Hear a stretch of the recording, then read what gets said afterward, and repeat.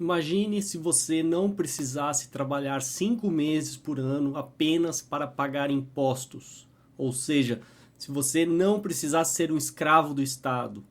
Imagine que você não precisasse se preocupar com políticos inúteis, vereadores, deputados, senadores, criando leis estúpidas sobre sua vida. Imagine que você não precisasse se preocupar com a lerdeza e ineficiência dos serviços estatais, como na delegacia, como o Detran, como a inútil polícia, como os serviços judiciais, ou seja, poder judiciário, completamente lerdo, defasado. Imagine que você tivesse realmente liberdade individual para empreender e que os frutos do seu trabalho fossem seus e você não fosse obrigado a transferir parte da sua renda para ninguém, principalmente para nenhum tipo de burocrata. Se você gosta desse exercício de imaginação, então você está no vídeo certo. Bem-vindo ao anarcocapitalismo. Antes de definir o anarcocapitalismo, eu quero deixar bem claro aqui que a intenção desse vídeo é refletir apenas a minha opinião sobre o anarcocapitalismo. Eu não tenho a pretensão aqui de falar em nome de todos os anarcocapitalistas do mundo, até porque existem divergências e existem diversas soluções para os mesmos problemas. Também não quero aqui criar uma briga, uma intriga entre minarquistas, anarcocapitalistas ou qualquer outra vertente libertária. Não é essa a intenção. Os libertários já são poucos, então criar uma cisão, uma separação entre os libertários é piorar a situação atual. Dito isso, quero definir o que significa anarcocapitalismo. Anarco, anarquia, deixando bem claro, não tem nada a ver com o termo original da anarquia, não tem nada a ver com anarcossocialismo, anarcossindicalismo ou qualquer um desses tipos de anarquismo. Anarquia significa ausência de coerção, ausência do Estado, porque o Estado é baseado em coerção. E capitalismo significa propriedade privada com fins lucrativos, trocas voluntárias, o mercado livre. A gente poderia também chamar de liberalismo, seria um termo melhor, já que capitalismo se tornou um termo pejorativo. Mas eu vou usar capitalismo para facilitar. Primeiro, só para refrescar a memória, eu tinha feito aquele vídeo sobre o princípio da não agressão, que diz que é ilegítimo agredir não agressores, ou seja, o que significa agredir alguém? Significa você, por exemplo, roubar, sequestrar, matar, você atentar contra a liberdade individual de uma pessoa pacífica que não lhe agrediu. Eu até gosto de interpretar esse axioma libertário, esse princípio libertário, da seguinte forma: você tem o direito de se defender caso seja agredido. Obviamente, você não tem o direito de iniciar agressão contra pessoas não agressoras, contra pessoas pacíficas. Partindo desse princípio, você deriva todo o resto do sistema anarcocapitalista. Então é muito importante que durante esse vídeo vocês tenham em mente esse princípio libertário. Se você não concorda com esse princípio, não tem como você entender o que é dito nesse vídeo. Se você concorda com esse princípio, então você tem que automaticamente discordar da ideia estatal que depende da cobrança de impostos. Porque imposto, como o próprio nome diz, é algo imposto, você não tem escolha, ou seja, viola o princípio da não agressão. Tem um vídeo aqui no YouTube chamado A Filosofia da Liberdade que exemplifica muito bem isso, então eu recomendo que assistam. Teoricamente é um vídeo perfeito, mas nesse vídeo eu quero ir além da teoria e mostrar alguns exemplos práticos de como seria uma sociedade anarcocapitalista. Ao contrário do que muita gente pensa, não é uma sociedade sem regras, muito pelo contrário. A diferença é que não teríamos a nefasta influência estatal em nossas vidas. Teríamos muito mais liberdade e todos seríamos mais ricos. Como eu falei, no caso do Brasil, ninguém seria obrigado a trabalhar 5 meses por ano, quase metade do ano, apenas para pagar impostos. Os brasileiros estão em situação de escravidão. Isso é fato, não há como negar isso. Não é porque você nasceu pagando imposto e aceitou o fato que isso o torna menos escravo. Você é tão escravo quanto qualquer escravo que é obrigado a fazer algo que não quer. Então eu quero começar pelo mais fundamental, que é a propriedade privada. Propriedade privada é a maior garantia de liberdade que existe. Sem a propriedade privada, você não tem essa garantia. Você não tem a possibilidade de escolher onde você vai morar. Você não tem seus bens que você adquiriu honestamente, legalmente. Bens que você adquiriu não coercitivamente, ou seja, que você não tomou de ninguém, ou seja, você adquiriu através de trocas voluntárias. Quando você compra, por exemplo, seu computador, é uma troca voluntária. Ninguém te obrigou a comprar o seu computador, você comprou movido pelos seus próprios interesses. Você ponderou sobre o preço desse computador ou das peças, né, para montar o seu computador e simplesmente realizou essa troca voluntária. Está usando o seu computador, feliz da vida, ótimo. Você tem o direito sobre o próprio corpo. O seu corpo é a sua primeira propriedade privada. Você tem o direito à autopropriedade do seu corpo. Então, você pode fazer o que você bem entender com o seu corpo. Você pode, por exemplo, vender seu rim, ao contrário de hoje, que o Estado proíbe. Você poderia vender sangue, né? Isso resolveria boa parte aí da falta de estoque de sangue. É uma burrice hoje o Estado proibir. Você poderia fazer aborto. Essa discussão do aborto eu já tive em outros vídeos, não vou entrar em detalhes aqui. Quando você compra um imóvel é a mesma coisa. Você escolheu o imóvel. Você decidiu investir dinheiro nesse imóvel. A partir do momento que ele é seu, você tem o direito de fazer o que quiser com ele. Desde que não inicie agressão a terceiros, obviamente. Então alguém pode se perguntar, como é que seria garantida a propriedade privada no anarcocapitalismo? Aí eu pergunto, como é que é garantida a propriedade privada hoje? Hoje temos um código legal, né, que garante a propriedade privada, mas em termos práticos, o que garante que o seu imóvel é seu? Você naturalmente tem um registro lá no registro de imóveis. Você tem uma escritura, né, você tem um documento que diz que aquela propriedade é sua. Isso é apenas um serviço. Inclusive, um dado interessante é que o último estado a privatizar os cartórios foi a Bahia. Ou seja, já há um reconhecimento da parte do Estado que o serviço privado é mais eficiente. Inclusive, serviços de interesse do Estado, de natureza pública, no caso atual. Mas não há impedimento algum para que esses serviços existam no livre mercado, no anarcocapitalismo, por que não? Onde há demanda, há serviço. Se não há serviço, há uma oportunidade, um nicho de mercado para alguém explorar. Então, se o mercado, né, se a sociedade precisa de um serviço de registro de imóveis, isso será fornecido pelo mercado. Ou seja, não muda muita coisa. Na verdade, eu imagino até melhorias, porque hoje você tem um serviço burocrático no cartório, no registro de imóveis, e você ainda, na verdade, é roubado toda vez que você vai vender seu imóvel, você tem que pagar um imposto absurdo. Você tem que pagar, inclusive, depois declarar no imposto de renda, né, o suposto lucro que você teve devido a uma valorização do seu imóvel, ou seja, o tempo todo você está sendo roubado, espoliado. Isso não aconteceria no anarcocapitalismo, porque a propriedade é sua, você vende por quanto você quiser, ninguém vai tomar parte dos lucros que você teve.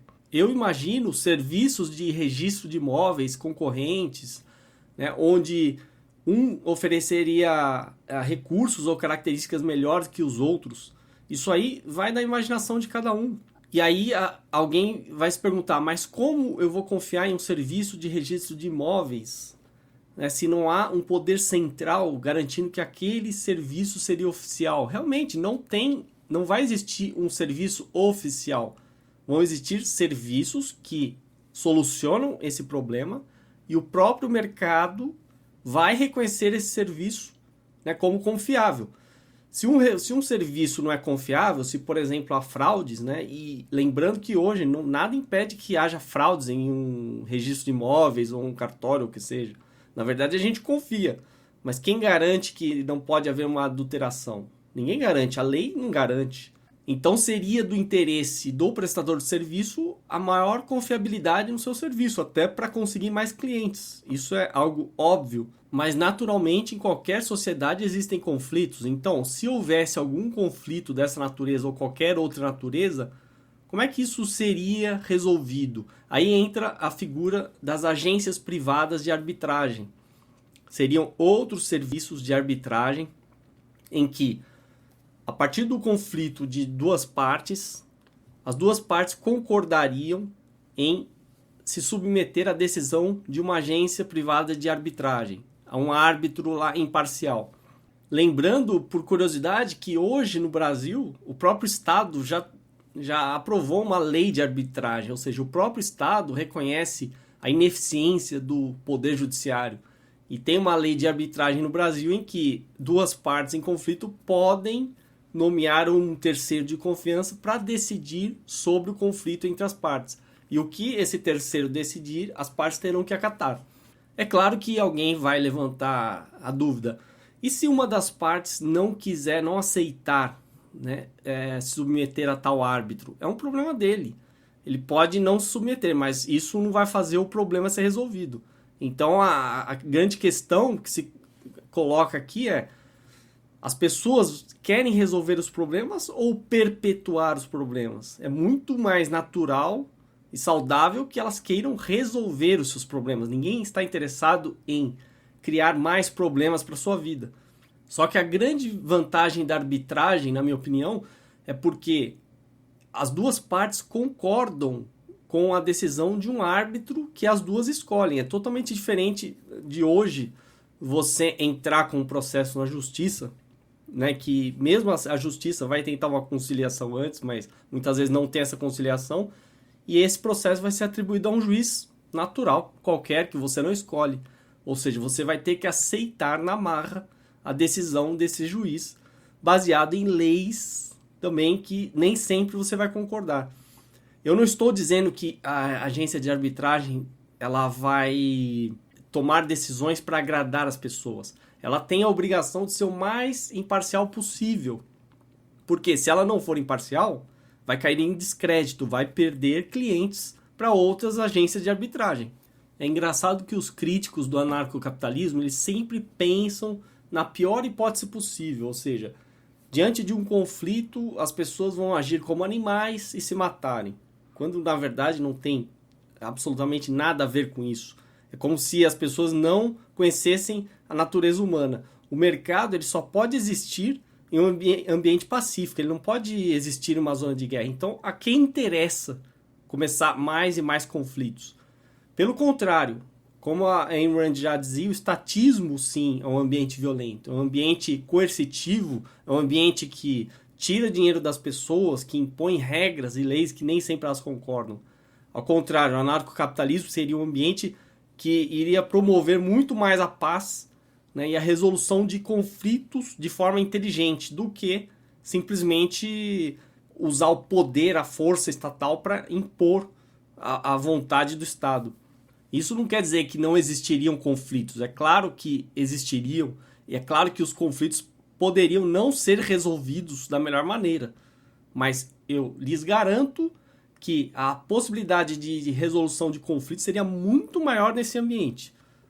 Porque em um ambiente que não existe coerção, em que as pessoas não estão submetidas a podemos dizer, a maior agência que é o Estado hoje, que de fato detém o monopólio não só do território, como das regras de todos os aspectos da sua vida, com certeza elas teriam muito mais liberdade para achar soluções e alternativas viáveis, que hoje, por exemplo, a lei não permite.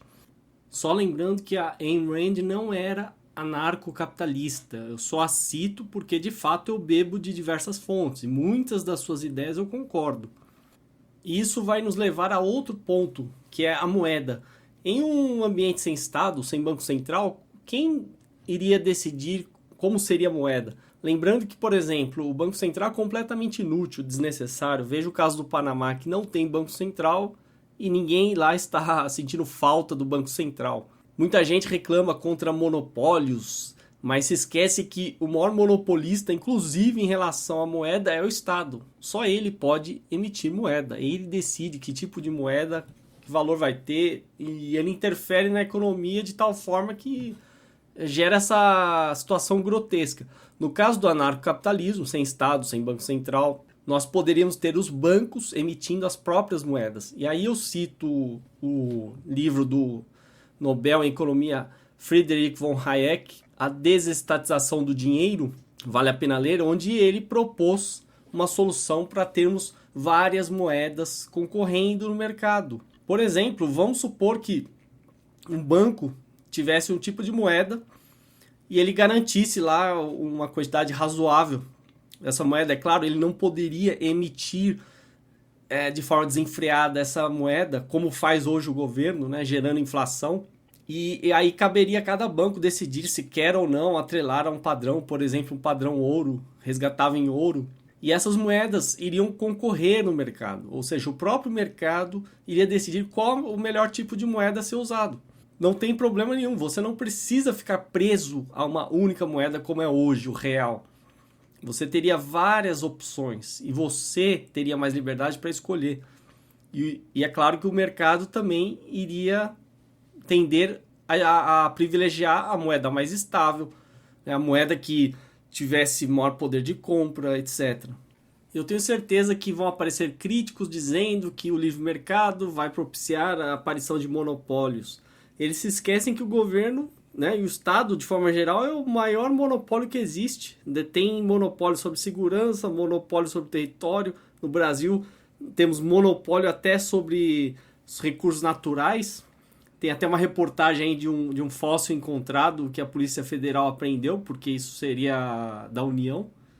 Então eu deixo aqui 2 artigos. Um excelente do Rodrigo Constantino, O Direito de Formar Cartéis, né, explicando por que cartel não é um problema, é uma cooperação, e por que o esquema de cartel, na verdade, no livre mercado seria bastante instável, né, porque uma empresa mais eficiente participaria de um cartel, já que ela está produzindo mais em prol das outras, né? Para que fazer isso?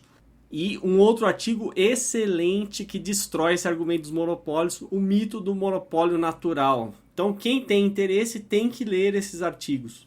E também é bom já destruir esses argumentos de professores de história que gostam de apontar a depressão de 29.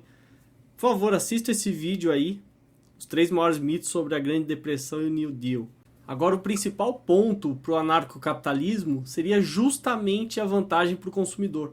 Veja, por exemplo, essa notícia. Lula deixa carro elétrico só na promessa, em 2010, né, que ele foi falar isso, no último ano do seu mandato.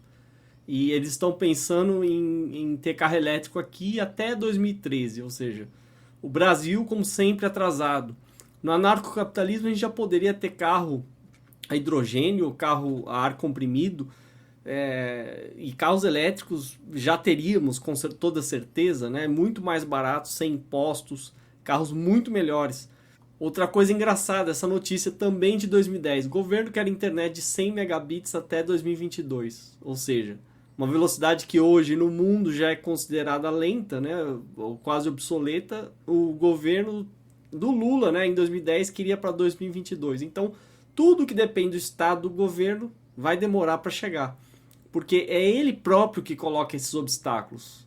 Já era para o Brasil ter uma internet de altíssima velocidade. Não fosse o governo atrapalhar o mercado. Isso porque eu só citei 2 exemplos. Eu poderia citar inúmeros exemplos de produtos que interessam a você como consumidor que você já poderia ter com melhor qualidade e mais barato. Outro ponto interessante, um dos mais interessantes do anarcocapitalismo, seria em relação às ruas. Hoje, todo mundo sabe que as ruas são públicas, qualquer um pode circular por qualquer rua. As ruas, na verdade, são um monopólio estatal. Supostamente, no Brasil, as prefeituras têm a responsabilidade de manter as ruas. E a gente sabe que elas não fazem isso. Não somente em relação ao asfalto, porque a maioria das ruas está esburacada, extremamente mal cuidada, mas também em relação à iluminação precária, os serviços de limpeza deficientes, são ruas sujas e pagamos um IPTU caríssimo, né? Na verdade, somos enganados pagando o IPTU que aumenta a cada ano para não ver resultado nenhum. Lembrando, o simples pagamento do IPTU já é um absurdo, porque é coercitivo. Mesmo que você cite, por exemplo, países como o Canadá ou outros lugares em que as ruas supostamente sejam boas, isso não justifica o caráter coercitivo do imposto que é cobrado. Porque você não está tendo direito de escolher quem vai manter determinada rua ou a rua onde você mora. Então eu penso que a melhor solução seriam ruas privadas. No anarcocapitalismo a tendência seria a privatização total. Por quê? Somente o dono de um local ou de um bem é que é capaz de realmente cuidar desse local, desse bem. Quando você tem um local que supostamente é uma propriedade pública de uso geral, a tendência é a degradação desse local. Então imagine o seguinte, imagine que houvesse o dono, ou uma empresa, né, que fosse dona de uma rua e a ela coubesse gerenciar e manter essa rua. Ela iria fazer o melhor possível para que essa rua fosse bem cuidada, bem iluminada, bem asfaltada, e isso fatalmente atrairia moradores para essa rua. Aí alguém vai se perguntar, mas o dono da rua cobraria por esses serviços? Poderia cobrar dos moradores. Agora, essa não seria a única possibilidade. Os moradores poderiam realmente fazer um contrato com o dono da rua, né, para que o sistema fosse sustentável, ou então simplesmente os moradores teriam direito, livre acesso a essa rua, e o dono da rua ganharia, lucraria com pessoas não residentes da rua, ou seja, os que passassem pela rua. Simplesmente o dono da rua poderia, se ele quisesse, oferecer inclusive outros serviços que não existem hoje nas ruas atuais, aqui pelo menos do Brasil. Por exemplo, alguém consegue encontrar um banheiro público na rua? Dificilmente você vai encontrar. Você teria um serviço, por exemplo, de Wi-Fi na rua, né? O acesso à internet na própria rua? Não. Então, existem uma série de serviços que poderiam ser agregados que atrairiam consumidores. Eu penso na rua inclusive como um serviço. Se ninguém quisesse manter a rua inevitavelmente chegaria à degradação. Na verdade, não seria muito diferente do que acontece hoje, porque hoje nós temos a premissa, né, ou a promessa de que a prefeitura vai cuidar das ruas, mas ela não cuida. Com muito custo, com muita reclamação, você consegue um tapa-buraco, mas a rua continua irregular, totalmente deformada.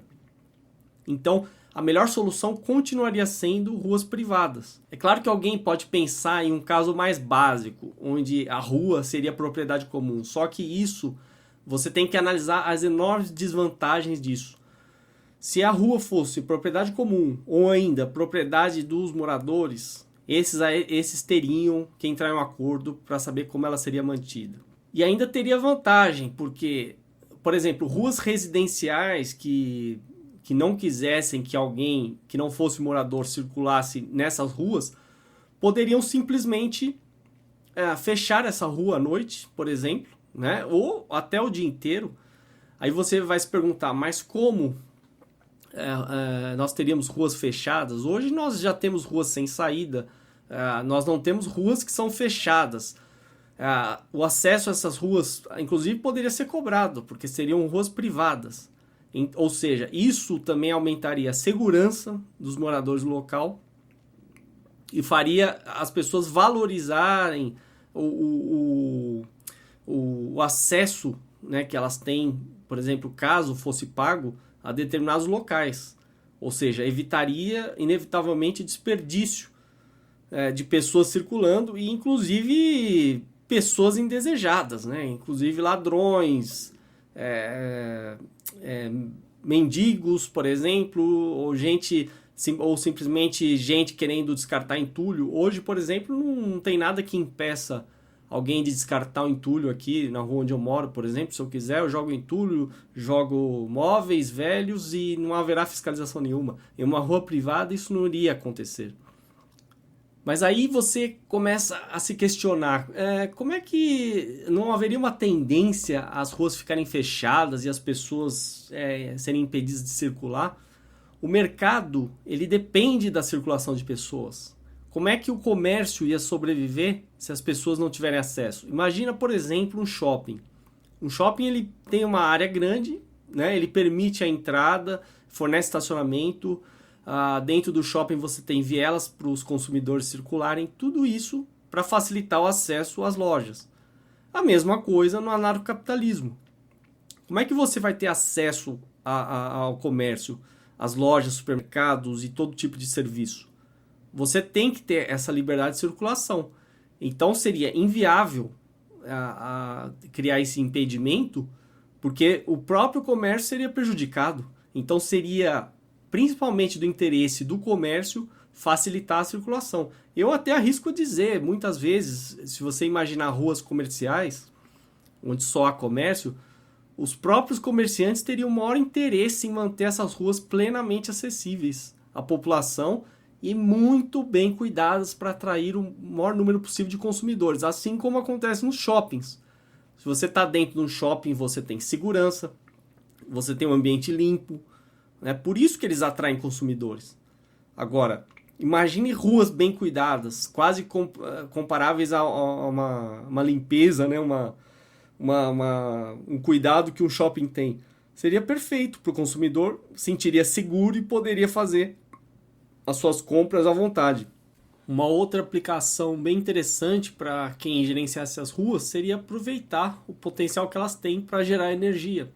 Por exemplo, poderiam ser instalados sensores no asfalto, né, ou até mesmo nas calçadas, e os carros que passassem nessa rua, e aí seria um incentivo para deixar a rua livre circulação, gerariam energia para a própria rua, seja para iluminação, seja até mesmo para os moradores da rua. Inclusive, esse mercado de geração própria de energia solar, eólica, iria disparar, porque não faz sentido hoje você poder abastecer de energia uma casa com energia solar, por exemplo, e simplesmente esse equipamento ser tão caro devido a impostos do governo, devido à burocracia, devido a encargos, etc. É claro que o governo quer que você dependa dele o máximo possível. Daí essa dependência da rede tradicional elétrica, né? E esse apelo à construção de grandes usinas, né? Projetos estatais. Quando na verdade a gente deveria caminhar no sentido contrário, as pessoas gerarem a própria energia. Seria muitíssimo melhor. Então, o que eu quero deixar claro é que não existe uma regra fixa. Eu estou apenas divagando sobre as possibilidades. Você poderia ter ruas fechadas, ruas semiabertas, ruas abertas, ruas bem cuidadas, ou ruas como hoje mal cuidadas também. Tudo depende da solução local. O que eu estou tentando dizer aqui é que as soluções locais são muito infinitamente melhores do que as soluções, digamos, globais ou nacionais ou federais, como acontece hoje. Alguém poderia se perguntar, mas se a rua é privada, como é que seriam as regras de trânsito? Hoje, por exemplo, você tem o Código Brasileiro de Trânsito, que aplica uma regra para o país inteiro, é uma burrice. Em vez de procurar soluções locais em cada cidade, em cada bairro, não. Ele aplica uma regra fixa. O que impede, por exemplo, alguém de criar um semáforo que seja ao contrário, o verde seria pare e o vermelho prossiga? Impede porque a pessoa o dono da rua, o responsável por esse semáforo, iria querer evitar o máximo de acidentes. Para que ele ia optar pelo padrão, um padrão completamente diferente, se isso ia propiciar acidentes, por exemplo, ou confusão entre os motoristas? Então, o próprio mercado procuraria estabelecer padrões ou seguir padrões. Repetindo, nada seria coercitivo, ninguém seria obrigado a nada. Mas eu vou dar um exemplo de padrão que existe hoje no mercado. Pega todo mundo aqui tem um dispositivo com um conector USB. É um padrão criado pela indústria. Alguém foi obrigado a usar tal padrão? Não. Mas é um padrão que é bem-vindo. Ele evita conectores proprietários, né, custos, e permite a compatibilidade, né, interconectividade entre dispositivos que usem tal padrão. Então é uma vantagem para o mercado. Onde for vantajoso aderir a um padrão, o mercado vai aderir a um padrão ou criar um padrão. Onde não for, ele usará as próprias soluções. E hoje, com toda a burocracia, com toda a lei, né? Por exemplo, esse Código de Brasileiro de Trânsito, você não consegue ter um trânsito minimamente aceitável. Ou seja, você tem um aparato burocrático estatal pesado em cima do trânsito e ainda assim ele não funciona. Por quê? Porque ele está desrespeitando as diferenças locais. Porque simplesmente as ruas são públicas, todo mundo faz o que quer. Se você espera que o Estado fiscalize alguma coisa, ele não vai conseguir nunca. Porque não há como o Estado fiscalizar todo o território do qual ele detém monopólio. Então é uma extrema burrice. Seria muito melhor ter ruas privadas com regras locais privadas e fiscalização local. Seria milhões de vezes mais eficiente do que você imaginar que o Estado seja onisciente, onipresente e possa controlar tudo e todos. E é engraçado que esses dias, por exemplo, eu cheguei a ver um vídeo, salvo engano, da Nova Zelândia, que comparou a situação do trânsito, onde o semáforo estragou e o semáforo funcionando. À direita aí vocês veem que o semáforo está funcionando e há muito mais congestionamento. Então, imagine, até isso seria possível. Ruas sem semáforos, onde realmente não tem vantagem em haver semáforo. É claro, alguns trechos, né, são necessários semáforos, sim. Aí realmente haveria, mas em alguns trechos não são. E não há problema algum nisso. Aquele outro vídeo da Índia, onde um trecho não há semáforo algum e o trânsito flui normalmente, pessoas, carros, animais, enfim. Imagine se fosse colocado um semáforo ali, o desastre que seria. Eu não estou dizendo aqui que seria uma regra não ter semáforo. Eu estou dizendo que nos locais que seria vantagem ter semáforo, teria semáforo. Nos locais que seria desvantagem, não teria. E se alguém inventar uma outra solução, ótimo, que se aplique. Só isso é um modelo muito mais dinâmico do que você ficar esperando que o Congresso Nacional mude o Código de Trânsito Brasileiro para achar a solução perfeita para todos, que nunca vai existir. Toda vez que você cria uma única regra para um país inteiro, você está, de certa forma, agindo de forma burra. Você está ignorando as diferenças regionais e locais de cada situação, né? De cada cidade, de cada bairro, etc. E para quem quiser ir mais a fundo ainda nesse tema, tem um livro somente sobre isso, do Walter Block, Privatization of Roads and Highways. Você pode baixar gratuitamente do Mises.org. Aí eu gostaria também de falar do tema segurança. Quem garantiria a segurança se não haveria polícia, por exemplo? Haveria empresas de segurança, né? Você poderia, inclusive, contratar seguradoras, né? Se acontecesse alguma coisa, você fosse roubado, sua casa fosse invadida, a seguradora, ou seu carro fosse roubado, por exemplo, a seguradora ia fazer um maior esforço para tentar resolver isso. Do contrário, ela teria que lhe pagar. Então, seria muito mais eficiente isso. Não precisaria ser apenas uma seguradora. Você pode contratar uma empresa de segurança para prestar segurança.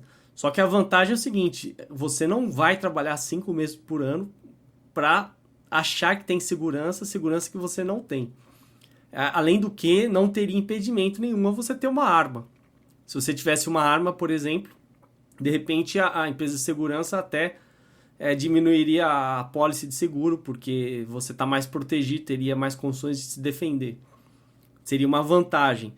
Vamos pegar o exemplo aí da Suíça, que é o país mais armado do mundo e tem o menor índice de criminalidade ou índices baixíssimos de criminalidade.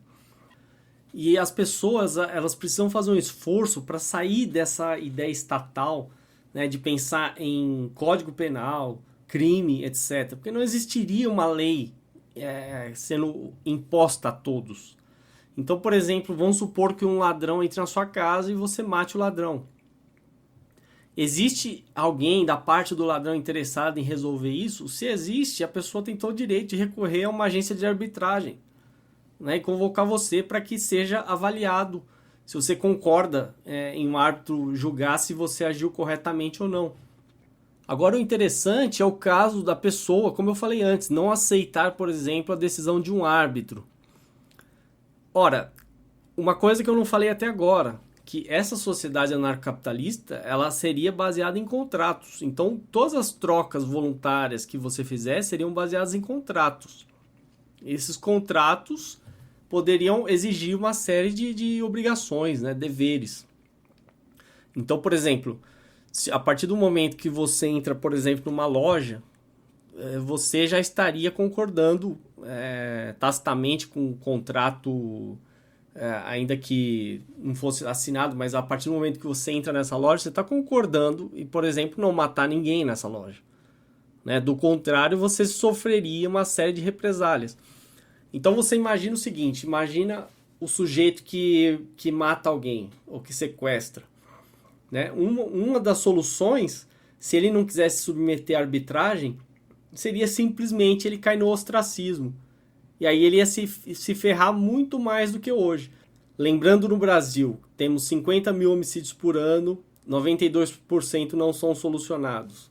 Com sorte, quando acham o autor do homicídio, ele é julgado, né? Ele pode ter uma pena branda lá e logo pode conseguir uma progressão de regime, ou seja, não adianta absolutamente nada. Muitas vezes ele sai de novo e mata de novo. No caso do anarcocapitalismo, seria muito pior para esse sujeito, porque ele poderia cair no ostracismo, não conseguir fazer contratos com mais ninguém. Quem sabe poderia até cair numa lista negra, né? Então a vida dele simplesmente se tornaria inviável. Então seria muito melhor ele se submeter a um árbitro do que viver, né, à margem dos contratos. Ou seja, os contratos promovem segurança. Eles promovem confiança. Então, se você está fazendo uma troca voluntária com alguém ou qualquer parte e estabelecendo um contrato com uma parte que honra os contratos que assina, você tem essa garantia que não vai ter dor de cabeça no futuro. Né? E se tiver, o contrato pode especificar que uma agência de arbitragem vai resolver qualquer conflito entre as partes. E isso tudo é voluntário, não é obrigatório. Aí alguém vai se perguntar, e os direitos do trabalhador? O trabalhador próprio vai negociar com o empregador, né, as condições de trabalho e vai decidir se elas lhe servem ou não. Isso é muitíssimo melhor do que você ter uma legislação trabalhista federal, né, uma CLT, aplicando as mesmas regras para todos os trabalhadores de um país. Ou seja, você adapta cada caso, né, cada solução ali local da melhor forma possível. E alguém pode se perguntar, e existiriam sindicatos? Poderiam existir sindicatos, só que eles não seriam obrigatórios, ou seja, não haveria imposto sindical, ninguém teria que se ajudar a sustentar um sindicato. Quem quisesse o serviço de um sindicato, iria procurar o sindicato. Agora, sinceramente, eu duvido que eles conseguiriam se sustentar no livre mercado. Afinal, se o sindicato fosse uma boa ideia, não precisaria de imposto sindical e nem de qualquer método coercitivo para eles se manterem. Aí, no caso da saúde, né, a gente tem que desestatizar o nosso pensamento. Você não teria todos esses direitos, moradia, saúde, segurança, transporte. Isso tudo, na verdade, seriam serviços que você pagaria. Só que a diferença é que, como eu falei, você não seria um escravo do Estado, você seria mais rico porque você não trabalharia quase metade do ano para pagar imposto. Então você teria dinheiro para aplicar somente nos serviços que você usa. Então, além da segurança, saúde também é um serviço. Você contrata como qualquer outro, um hospital, uma clínica, ou vai no dentista, ou vai no médico particular, etc. No caso de transporte, a mesma coisa. Empresas iam fornecer serviços, mas seriam muitíssimo mais eficientes do que hoje.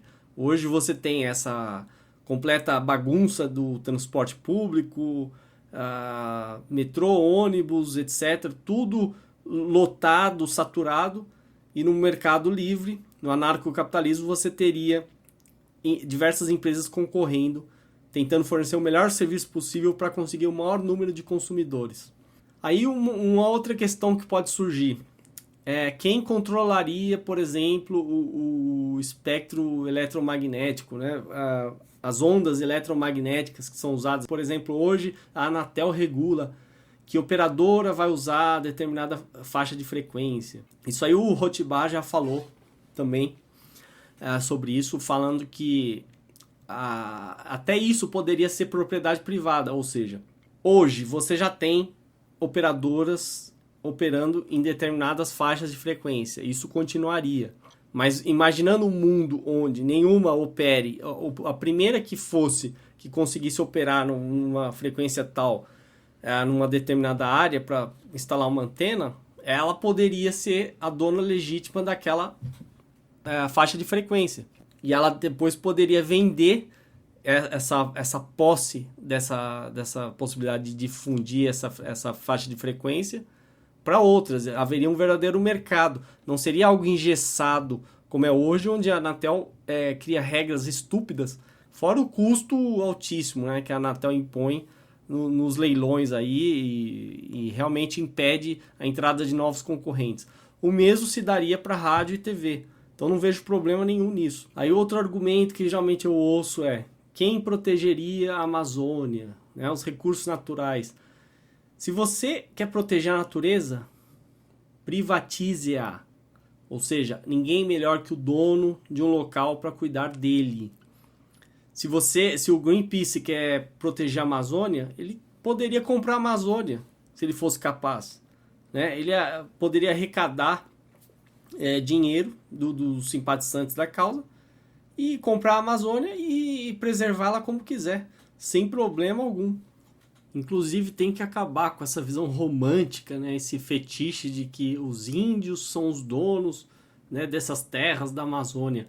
Olha aí o que eles estão fazendo. Venderam por 120 milhões de dólares, né, os direitos de exploração na Amazônia. Ou seja, os índios na verdade estão bem interessados no dinheiro.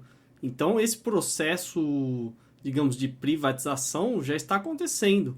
Então não vejo porque alguém ficar chocado. Alguém vai dizer, e como que no sistema anarcocapitalista nós poderíamos nos proteger de ataques externos, né? Para começar, uma coisa tem que deixar clara: se você imagina o anarcocapitalismo, você não pode imaginar o Estado e muito menos um país, ou seja, fronteiras artificiais. Essas fronteiras não existem. Então, qual a vantagem em um outro suposto país, né, que ainda estivesse na condição de país, invadir uma região anarcocapitalista? Eu não sei qual a vantagem, porque ele iria dominar o quê? Não haveria autoridades, não haveria um comando central, e ele teria o quê? Se ele conseguisse entrar nessa região e dominar a população, o que eu acho que seria muito mais difícil, porque a população teria toda a liberdade não só de se defender por conta própria, mas contratar empresas de segurança especializadas nisso para defender uma determinada área. Se ele conseguisse, ele ia enfrentar uma resistência brutal.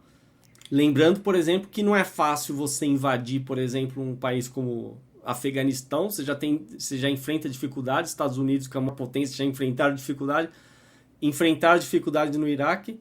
Né? Imagine então em um sistema anarcocapitalista onde simplesmente não há quem possa ordenar regras não existe, por exemplo, não existiria, por exemplo, um exército ou uma polícia estatal. Então eu pergunto, quem iria tomar o controle do poder? Não existiria poder. Então não faz sentido você falar nisso. Fora que se você é ingênuo e acredita no poder do exército brasileiro para defender o território nacional, tira o cavalinho da chuva e dá uma olhada nessa matéria. O exército está completamente sucateado e só tem munição para menos de 1 hora de combate. Ou seja, se você acredita que o Estado hoje brasileiro defende alguma coisa, então você é no mínimo ingênuo ou tolo. E tem aqui um ensaio aqui do Herman Hoppe, O Mito da Defesa Nacional. Recomendo aí que vocês leiam. Já resolve boa parte aí dessas questões. E eu só peço assim que os críticos ao anarcocapitalismo, se eles têm interesse em fazer uma boa crítica, uma crítica bem fundamentada, acessem a descrição desse vídeo.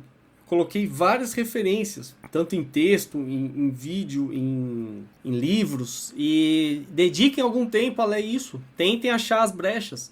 Na verdade, se fizessem isso, estariam até prestando um serviço, porque nenhuma ideia está imune a críticas. Então, se você quer apresentar uma falha em uma determinada ideia, então faça sua crítica, mas bem fundamentada. Esse vídeo aqui não tem a pretensão de esgotar o assunto. Tem muito texto, muito material disponível na internet. Eu estou dando apenas aqui uma introdução sobre como seria uma sociedade voluntária, uma sociedade baseada em contratos, em trocas voluntárias, uma sociedade que não seria baseada na coerção e uma sociedade que seria muito mais próspera e muito mais rica, porque, como eu falo, como eu digo e repito, o mercado é o maior produtor de bens e serviços. Sem o Estado para atrapalhar, você só tem prosperidade. Eu digo que o anarcocapitalismo é como você tirar o que não presta, que, ou seja, a parte estatal, e ficar com o que deu certo, o capitalismo. Muita gente tem uma opinião equivocada sobre o capitalismo, achando que o capitalismo é que é o problema, quando na verdade eles estão se referindo ao capitalismo de Estado, né? Esse capitalismo, esse falso capitalismo que a gente deveria rejeitar, e muitas vezes eles estão se referindo ao estatismo. Então eles não sabem o que eles estão criticando. E para finalizar, eu não sou ingênuo aqui de acreditar que o anarcocapitalismo se tornará realidade da noite para o dia, ou no mês que vem, ou no ano que vem, ou daqui a 50, 100 anos, 200, 1000 anos. Eu não sei quando se tornará realidade. Tá? Inclusive, alguns críticos aí que estão esperando, perguntando: que país adotou anarcocapitalismo? Ou que região do mundo? A gente não pode ficar esperando o mundo testar ou tentar implementar esse tipo de modelo para depois a gente fazer. Isso aí é uma posição muito medíocre e medrosa. Senão você nunca será pioneiro em nada. Ou você realmente adota uma ideia e tenta colocá-la em prática, ou então você vai ficar esperando até a morte. Eu, inclusive, sou até pessimista. Eu tenho certeza que eu vou morrer com o Estado nas costas. Só que isso não me impede de divagar aqui sobre ideias que eu simpatizo. Então, para quem acompanha meu canal, é isso que eu defendo. É uma sociedade pacífica, baseada no mercado, né? Soluções privadas, trocas voluntárias, né? Contratos. É isso, sem Estado, sem políticos, sem ministros, sem leis estúpidas, soluções bem mais inteligentes. Se você tem dúvida em mais algum ponto, eu recomendo a leitura desse livro, For a New Liberty, né, o Manifesto Libertário do Murray Rothbard. Esse talvez seja o autor mais importante quando a gente fala em anarcocapitalismo. Existe um outro livro do David Friedman, Engrenagens da Liberdade, que tem um outro tipo de abordagem. Também recomendo Defendendo o Indefensável, do Walter Block. Tem vários exemplos interessantes. E um outro chamado Teoria do Caos, do Robert Murphy, também bem acessível. Fora isso, você pode acessar no Mises, né? Uma literatura vasta, tem muito artigo e muitos livros disponíveis gratuitamente, tanto no Mises daqui do Brasil e o internacional, no portal libertarianismo.org, do Juliano Torres, também tem muitos livros bons, você pode baixar. Então, procure ler e aprender se você tem interesse genuíno no tema. Eu agradeço quem ouviu até agora, e se quiser deixar um comentário, fica à vontade. Se quiser fazer uma vídeo-resposta, fica à vontade. Isso aqui pode ser talvez o começo de uma série de vídeos. Quem sabe eu faça outros aprofundando mais em algum tema específico. E não temam ideias. Tenham interesse pelas ideias. Como o Mises falava, somente ideias superam ideias. Então vamos discutir ideias. Enquanto isso, voltando à realidade, você que ainda não está convencido e defende o Estado, pode se deliciar com o quanto você está pagando para o seu mestre, para o seu senhor, que o tornou escravo do Estado. Trabalhe 5 meses apenas para pagar imposto.